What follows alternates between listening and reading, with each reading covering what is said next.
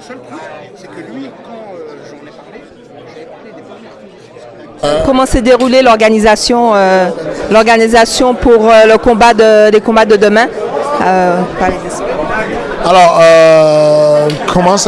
comment ça s'est passé? À RES 8, c'est un peu comme d'habitude, c'est-à-dire qu'on a le matchmaking a été organisé de manière à ce qu'on ait toujours des combats très excitants. Vous avez pu voir sur des oppositions comme Bobby Palette qui va affronter Shamsudinov. Ce sont des oppositions, il y a un Irlandais avec un jeune Français qui est en train de monter. On a fait des oppositions comme ça avec la ceinture, avec notre Française Alexandra Tekena qui va affronter Ivana pour la ceinture, pour le titre des flyweight de l'organisation ARS.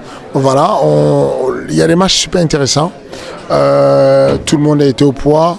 On attend juste l'ouverture de la salle demain à 19h et puis à 20h les combats vont commencer.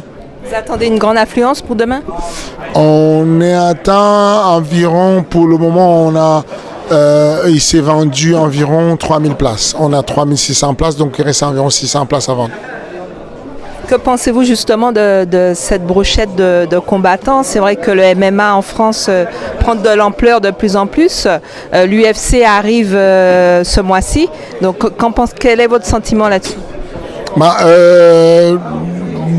Cet engouement est quelque chose de bien pour le développement du sport de manière générale.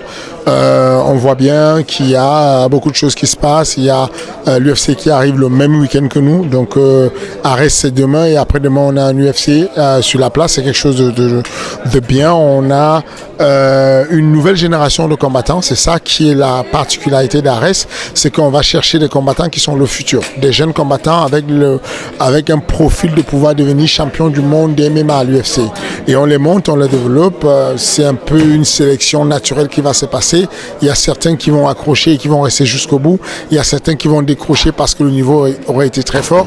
Mais en tout cas, on a pour ambition de détecter les talents du futur.